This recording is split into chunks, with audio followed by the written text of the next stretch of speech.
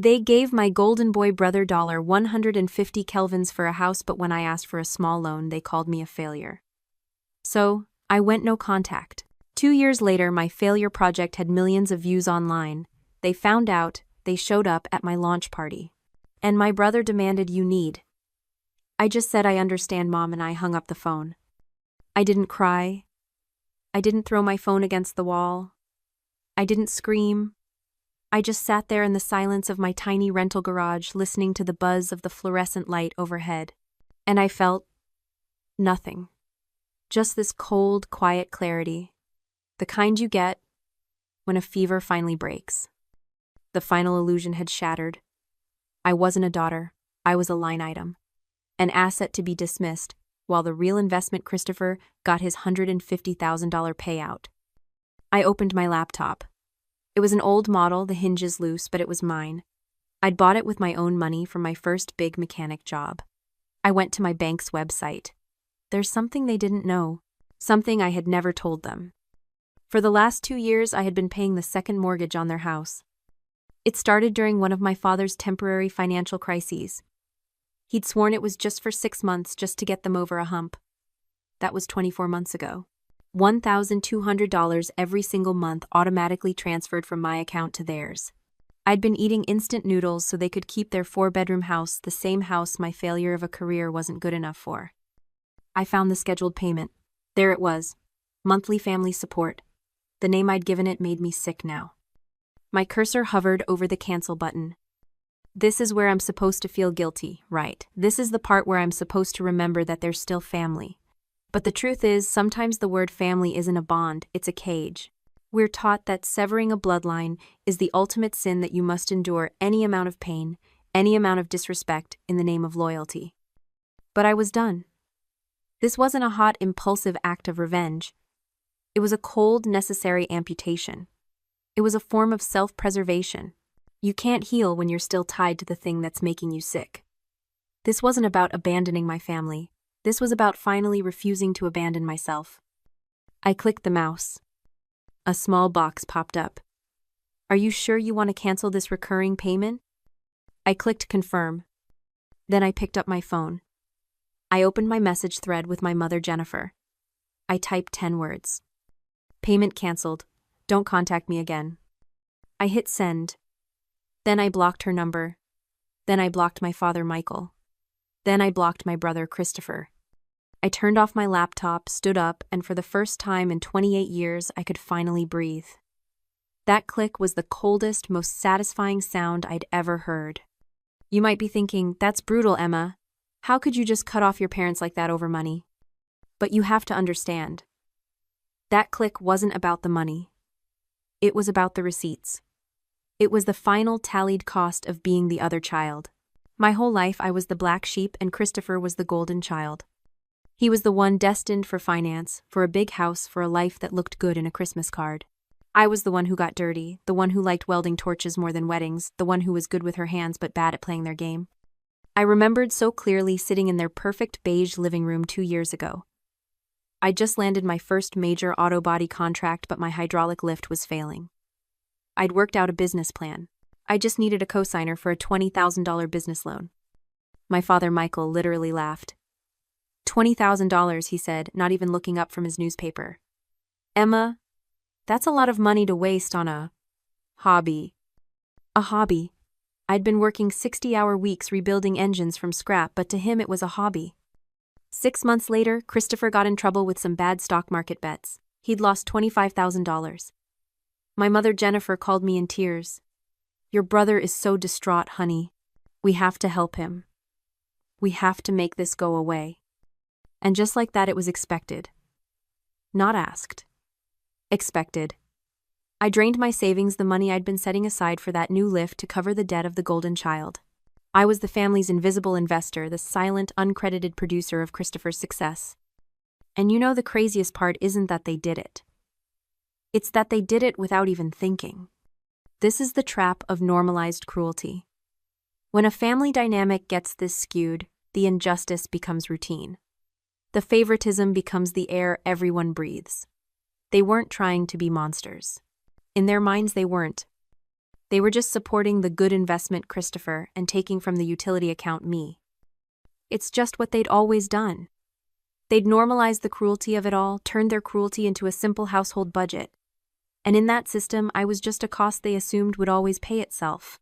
The silence lasted exactly 12 hours. Then the assault began. It didn't start with an apology, or a question, or even just why. It started with an order. My mother Jennifer sent the first text. "You have created an absolute mess.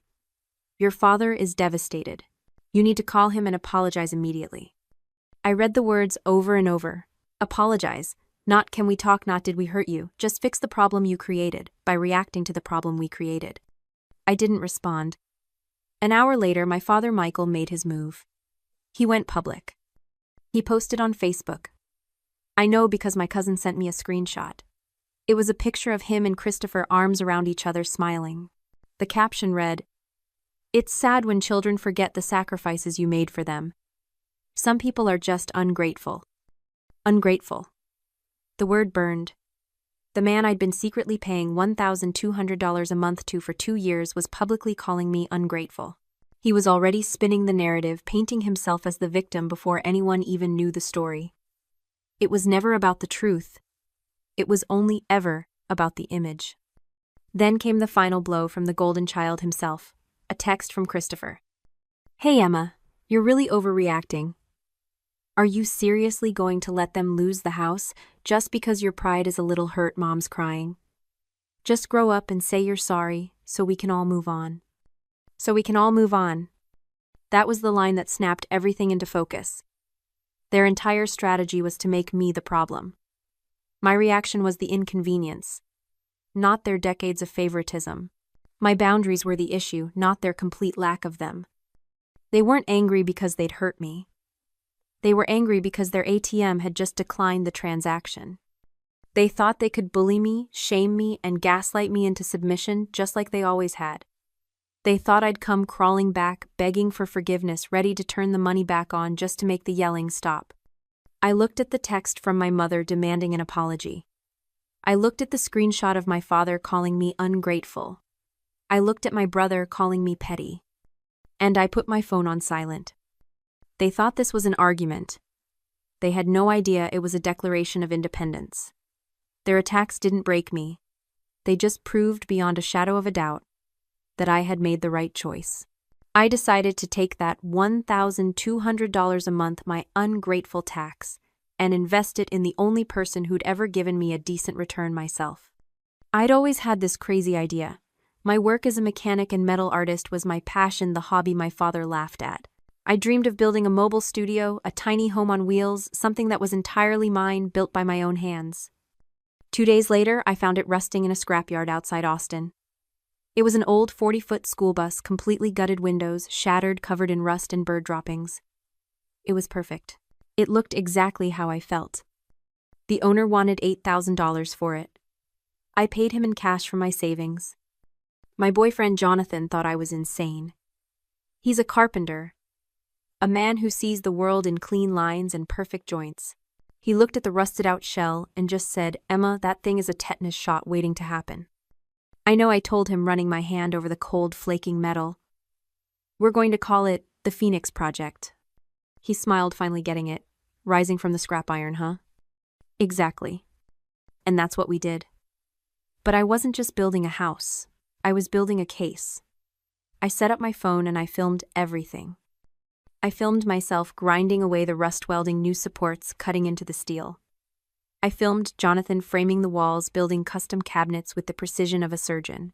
I filmed the messy parts, the setbacks, the busted knuckles, the nights we worked until 2 a.m. covered in sawdust and grease, too tired to even speak. I posted the videos online. I didn't do it for attention. I did it to keep a record. But a funny thing happened. People started watching. My first video, just me, using a plasma cutter to slice out a window opening, got 1,000 views, then 10,000. Then a video of me welding a custom bike rack onto the back bumper, a piece of art really, with intricate metal swirls, it went viral. A blog picked it up, then another. People weren't just watching a build. They were watching a woman who knew her way around a heavy-duty workshop. My skills, the very things my family dismissed as a hobby, were fascinating to people. Sponsors started reaching out. A solar company offered free panels. A composite decking company sent materials for our rooftop deck. The $70,000 build was suddenly being funded by people who saw value in what I was doing. And then the email came. A design firm from California. They'd seen my welding work on the Phoenix build. They wanted to commission me to create a custom-built $30,000 mobile pop-up shop for one of their clients. $30,000. The bank my family invested in wouldn't even consider loaning me $20,000. I signed the contract. And I realized the Phoenix project wasn't just a home. It was my resume. It was my proof. And I was just getting started. The success from the Phoenix project was fast and overwhelming. That $30,000 commission led to 2 others. Suddenly, I wasn't just a mechanic with a hobby. I was an in-demand designer and fabricator. The schoolie was becoming a legitimate business. But the most significant call didn't come from a client. It came from a local Austin credit union, a smaller, community-focused bank, the kind of place that prided itself on supporting local businesses. They wanted to talk about my work. I met with the branch manager, a man named David. He had my Instagram feed pulled up on his monitor when I walked in. "This is incredible work, Emma," he said, genuinely impressed. "Your engagement numbers are off the charts. We're looking to partner with local creators, and frankly, you're the most interesting entrepreneur we've seen in this city all year." We talked for an hour. He loved my business plan. He loved my projections. Then he frowned, looking at his screen. "I was looking over your business profile before you came in," he said. "I saw you applied for a small business loan about 2 years ago. $20,000 at big bank name. It says it was rejected." "Yeah," I said, the old sting returning. "They said I was too high risk. Not enough collateral, not enough proven income. It was demoralizing." David looked confused. "That's odd. Based on the credit profile I'm seeing here, that should have been an easy approval even back then. Your numbers were solid." He started typing, his curiosity clearly piqued. "We share some regional data. I just want to see." "Huh. What is it?" "Well, this is interesting. It looks like your father Michael and your brother Christopher opened a major investment portfolio with that same bank, right around the time your loan was denied." A cold feeling, sharp and metallic, crept up my spine. "What kind of portfolio?" David kept clicking, reading from his screen. "A big one." "Ah, here it is. It wasn't just a standard deposit. Your brother's $150,000 investment was a founder's tier buy-in." He turned the monitor to face me. "That level of investment came with perks. It looks like it granted your brother Christopher a seat on the bank's local Small Business Loan Advisory Board." I stared at the words, but my brain couldn't assemble them. Advisory board. David nodded, still oblivious to the bomb he'd just detonated. "Yeah. They're the ones who give the final recommendation on loans under $50,000. Just like yours." He finally looked up at my face, and his professional smile faltered. "Emma, are you okay?" I couldn't breathe. It wasn't just that they gave him the money. It wasn't just that they refused to help me. They had taken their money, their $150,000 gift, and used it to buy my brother a seat at the very table where he could personally, officially stamp rejected on my dreams. It wasn't neglect. It wasn't favoritism. This was complicity. They hadn't just watched me fail, they had actively invested in it. The Phoenix was finally done. We threw a launch party not at my parents' house, but right there on the land Jonathan and I had leased in the hill country. We invited everyone who had helped, the welding suppliers, the solar company, the clients who'd signed on, and the small community of builders and creators who had followed the project online. The atmosphere was incredible. Music was playing, people were touring the schoolie in awe, taking pictures, sharing ideas. It wasn't a party about money or status. It was a celebration of making something. I was in the middle of explaining our rainwater collection system when I saw them. My family. All 3 of them. Michael, Jennifer, and Christopher standing at the edge of the clearing, completely uninvited. They weren't smiling. They looked like they were at a funeral. Christopher marched right up to me, his face red and tight. "You need to shut this down," he said, his voice low and furious. Excuse me. This entire circus, he spat, gesturing at the party, at the bus, at my life. You're making a fool of the family. You need to take those videos down. Now. My mother, Jennifer, was right behind him, her eyes darting around nervously. Emma, please, she whispered. People are talking. That bank situation. You've humiliated your brother. You've humiliated us. Humiliated, I almost laughed. I was the one who was rejected. I was the one who was lied to. You were supposed to be rejected, Christopher burst out. You're not a businesswoman, Emma, you're a hobbyist. You're making us a laughingstock. He was actually yelling now. The music seemed to fade, and the people closest to us went quiet, turning to look. This was it. The confrontation they'd wanted. But before I could even respond, a woman with a press badge and a microphone pushed her way through the small crowd. Emma Wright. Hi, I'm Sarah, from the Austin Business Journal. We are obsessed with this project. She was beaming, completely oblivious to the family drama imploding next to her. She didn't even look at Christopher. We just have to know, she gushed. Is it true you built this entire masterpiece for under $70,000? Our readers are dying to know how you did it. I looked at my brother's furious, trembling face. I looked at my mother's panicked expression. I looked at my father, silent and defeated, in the background. They all stood there frozen, waiting for my response, waiting for the fight. I turned away from them, giving my full, undivided attention to the reporter and her camera. I smiled. Yes, it is, I said, my voice clear and bright. It's amazing what you can build when you finally stop investing in people who are actively investing in your failure. I didn't look back to see their faces. I just walked the reporter over to the Phoenix, leaving my family standing there in the middle of my party, completely invisible. The fallout was fast. My quote, "The investing in your failure" line ended up in the Business Journal. It was the line everyone picked up. The story of the school he built from spite went viral, but this time it had context. The bank, seeing the public relations nightmare unfolding, quietly removed Christopher from their advisory board. His reputation in the Austin finance world was gone. My parents, they couldn't cover the second mortgage. That $1,200 a month I'd been paying, it was the difference between keeping the house and losing it. 2 months after my launch party, the foreclosure notice went up. They lost the house. The end wasn't loud or triumphant. It was just quiet. The final scene, it wasn't me watching their lives burn down. It was me sitting in the driver's seat of the Phoenix, Jonathan beside me. The sun was setting over the Texas Hill Country as we drove away from the city toward the land we'd leased.